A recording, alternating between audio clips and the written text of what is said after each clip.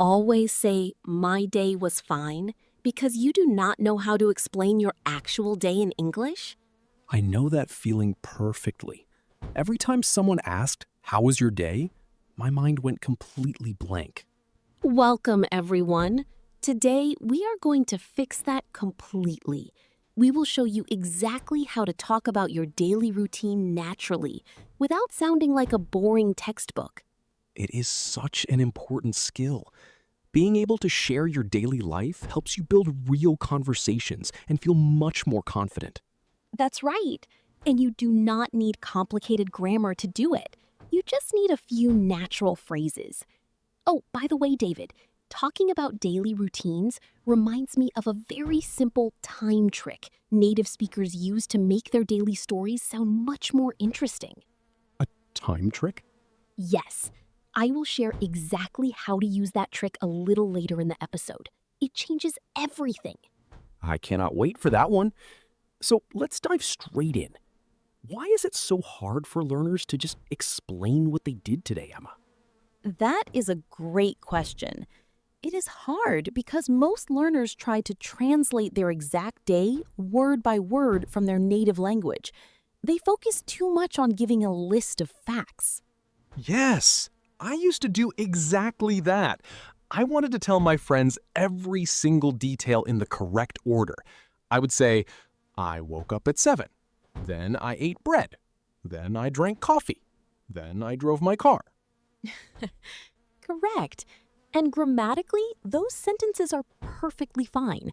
There are no grammar mistakes in what you just said, but they sound like a robot reading a list, not a natural conversation between friends. It felt like a police report. I sounded so boring, and I could see the other person losing interest in the conversation. But it is very easy to fix. The biggest mistake learners make when talking about their day is repeating the words "and then" over and over again. I did this, and then I did that, and then. Oh, the and then trap. I was completely stuck in that trap for months. It is the easiest habit to fall into when you are nervous. To sound natural and fluent, native speakers use different linking words to connect their actions. Instead of always saying "and then," we use phrases like "after that," "once I finished," or "later on." Those are fantastic phrases. Using them instantly makes your English sound more advanced. Let's actually teach our listeners one of those right now so they can practice. I love that idea. Let's practice replacing "and then" with "after that." It is simple but very effective. Everyone listening, try saying this natural linking phrase out loud with us right now. After that. Great job! After that. It is such a small change, but it makes your story sound completely different. It really does. So avoiding "and then" is the first big step to sounding natural. But what about the verbs we use? I remember struggling to find the right action words for my morning routine. That is a very common struggle. Many learners try to use complicated verbs, but native speakers use very simple phrasal verbs in the morning. Phrasal verbs? Like wake up and get up? Exactly. And believe it or not, a lot of people think those two mean the exact same thing, but they are actually different. Oh, I definitely used them wrong for years. I thought I could just pick one and use it for everything. Wake up is just when your eyes open, right? Yes, that is perfect. Wake up simply means you stop sleeping. Your eyes are open, but your body is still in bed. Get up, on the other hand, means you physically leave the bed and stand on your feet. That is such a clear way to explain it. It is a small detail, but using them correctly makes you sound so much more fluent. It really does. Actually, let's turn this into a quick practice for everyone watching right now. We would love to hear from you. Yes! Pause the video for a moment and tell us in the comments below. What time did you wake up today? And what time did you actually get up? Write it down. It is a great way to practice your daily routine vocabulary, and we love reading your daily habits. So after we finally get up, what usually happens next? We go to the kitchen. And here is another embarrassing mistake I used to make. I always translated from my native language and said, I drink my breakfast. I hear that a lot. Or sometimes learners say, I eat my coffee. It sounds a little funny in English. It does. I felt so silly when I realized my mistake. Do not feel silly. But to make it easier, in English we have a magical verb that works perfectly for both food and drinks in the morning. We just use the verb have. Yes, have. It makes life so much easier. You do not need to choose between eat or drink. Exactly. We say, I have breakfast, and I have a cup of coffee. It is simple and completely natural. Let's practice that together so it stays in your memory. Say out loud with us, I have coffee. Ready? Go. Perfect. I have coffee. You can say that about tea, water, or anything else you enjoy in the morning. Okay, so we have our morning verbs sorted. We wake up, we get up, and we have our breakfast. But what happens when we finally leave the house and go to work or school? How do we talk about the busy middle part of our day? That is when we start using specific action verbs to describe moving from our house to our workplace or school. Yes, the commute. I remember I used to say, I go to my work by my car. It felt correct in my head. That is a very common way learners translate it. But native speakers usually make it much shorter and easier. We just say, I drive to work. Just one word for the whole action. Drive instead of go by car. It is so much faster. That's right. And if you use public transport, you do not say, I go by the bus. You simply say, I take the bus. It sounds much more natural and fluent. Let's have our listeners practice this right now because it is so useful for daily conversations. Everyone, try saying this natural phrase out loud with us. I take the bus.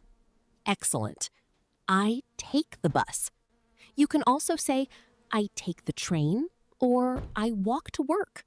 So we drive, take the bus, or walk, and then we finally arrive. What happens during the actual work or school hours?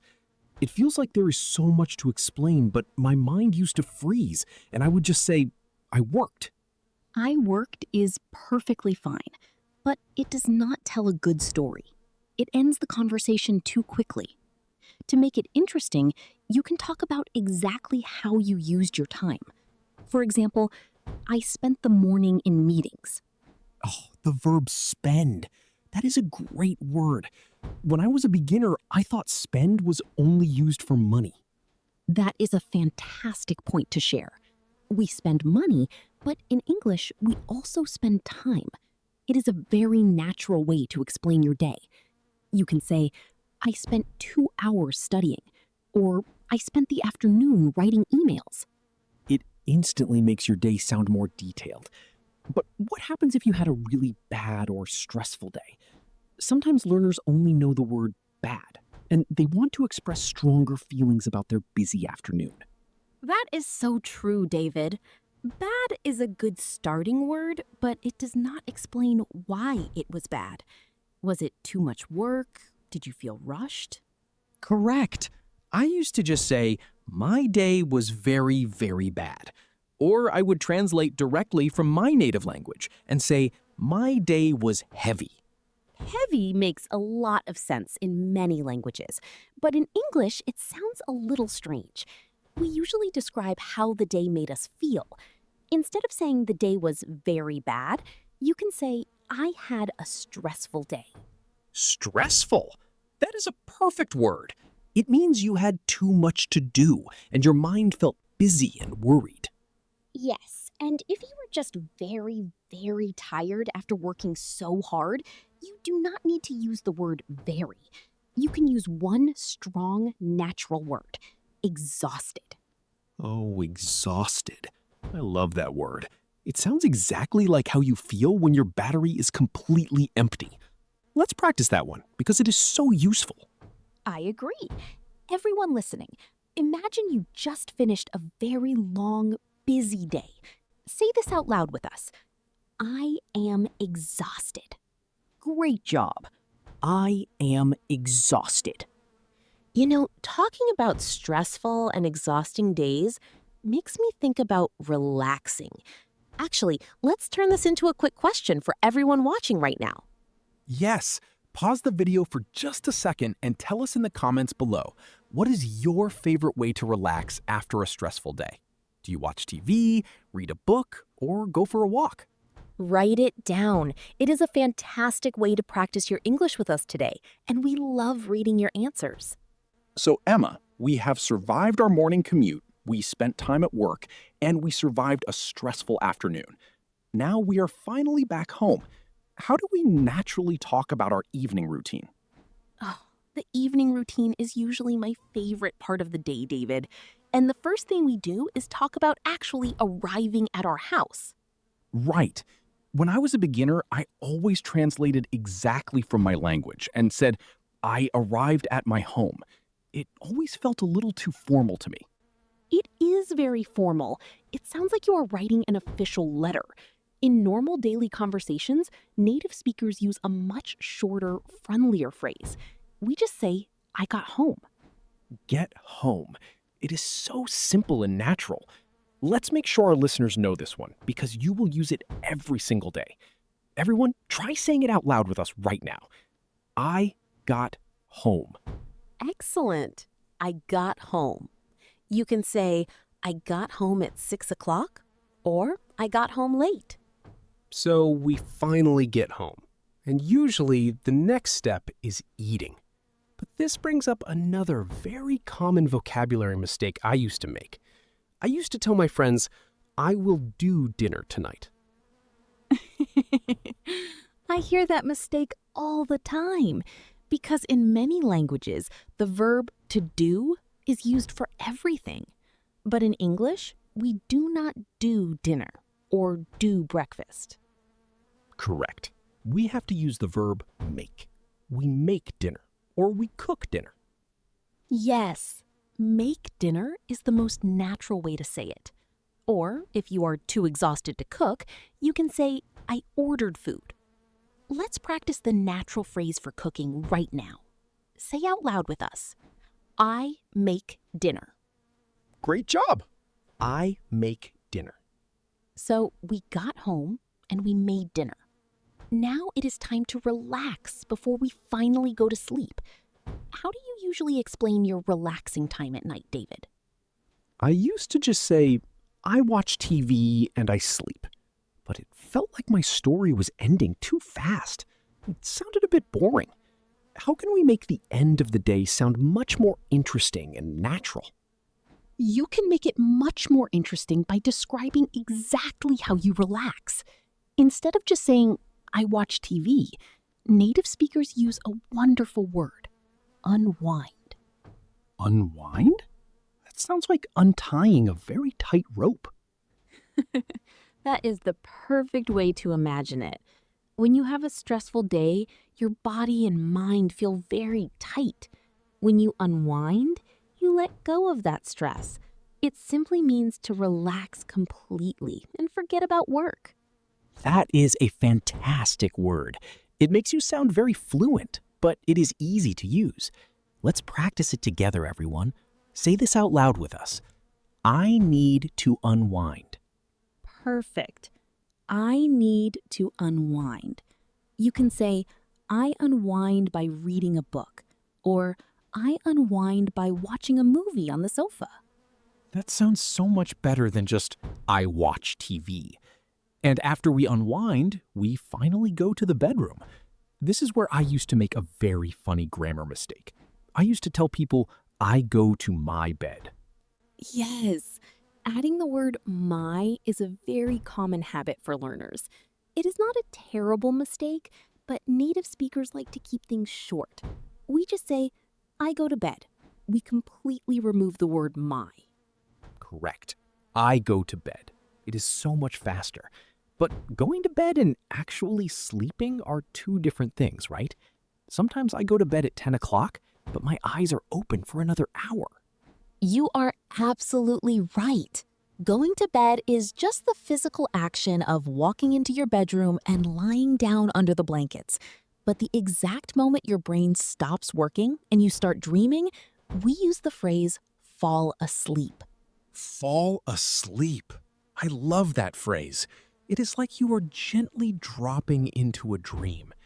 But what happens if someone cannot fall asleep because their mind is still busy thinking about their stressful day? That is a great question. If you are in bed but you cannot fall asleep, we say you are staying awake. Or you can say, I couldn't sleep. Which reminds me, David, earlier today we talked about a special time trick that makes all of these daily routines sound like a professional story. Oh, yes, I completely forgot. You promised to share a secret time trick to make our stories sound much better. Is it time to finally reveal it? Yes, it is finally time to share it. The trick is very simple, but it completely changes how you sound. Okay, my notebook is ready. What is the secret? Most English learners use exact times for every single action. They say, I wake up at 7. I have breakfast at 8. I go to bed at 11. Yes, I used to do that perfectly. I sounded exactly like a train schedule. It feels very robotic when you say it out loud. Exactly. Native speakers rarely give exact times unless it is a formal meeting. For our daily routines, we use the magic word around. Instead of at 7, we say, I usually wake up around 7. Around 7. Wow, that instantly sounds more relaxed. It means maybe exactly 7 or maybe 10 minutes after 7. You are not stressing about the exact minute. Precisely. It shows you are having a friendly, casual conversation, not a strict job interview. Let's have everyone practice this magic word right now because it is so important. Yes, try saying this out loud with us right now. I wake up around 7. Perfect. And you can use it for anything. I make dinner around 8. Or I get home around 6. That is brilliant, Emma. It makes the whole story feel so much softer. So, if we avoid the and then trap, use natural verbs like unwind, and add this around time trick, our English completely transforms. It truly does. You go from sounding like a beginner reading a list to sounding like a confident speaker sharing your life. Before we move to the final test for our listeners, I would love to try putting everything we learned today together into one perfect short story. Can I try to describe my day using all our new rules? I would love that, David. Please, go ahead. Show us how a fluent, natural daily routine sounds. Okay, here we go. I usually wake up around 7. After that, I get up and have a cup of coffee. I drive to work and I spend my morning in meetings. I usually get home around 6. Once I finish making dinner, I unwind by listening to a podcast, and then I finally go to bed. That was perfect. It sounded so incredibly natural. Thank you. It feels much better. Notice how I did not say and then 5 times, and I did not say at exactly 7 o'clock. That's right. You used after that and once I finish to connect your actions smoothly. It sounded like a real story from a friend. Now it is your turn, listeners. We want you to try linking 2 actions together naturally, just like I did. Say this out loud with us. I get home, and after that, I unwind. Excellent job. I get home, and after that, I unwind. If you can say that, you are already sounding much more like a native speaker. I am so happy we learned all these steps today. It takes away so much of the stress of speaking. I agree completely. But before we finish today's podcast, we need to make sure everyone was paying close attention. Oh no, is it time for a test? Yes, it is. It is time for our quick mini quiz. Do you think our listeners are ready for it, David? I am absolutely sure they are ready. They have been practicing out loud with us this whole time. Perfect. Here is your quick mini quiz for today's episode. Listen carefully.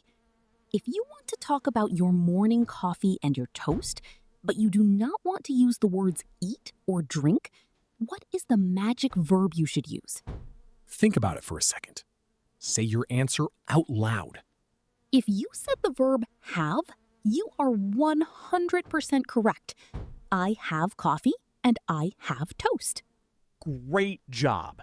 If you got that right, you are definitely ready to have real, natural conversations about your daily routine.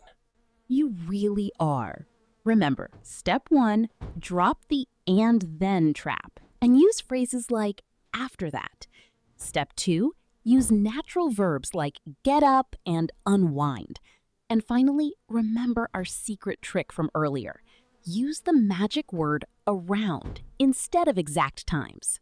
Applying those simple rules will make you sound like a completely different speaker tomorrow. But before we go, we want to hear your real stories. Absolutely. We have a final question for you, and we will be reading the comments today. Using the word around and the word unwind, tell us about your evening. What time do you usually unwind? And what exactly do you do? For example, write in the comments, I usually unwind around 8 o'clock by listening to music. Write your own true sentence right now. We cannot wait to read your routines. Thank you so much for spending your time and practicing with us today. Yes, thank you, everyone.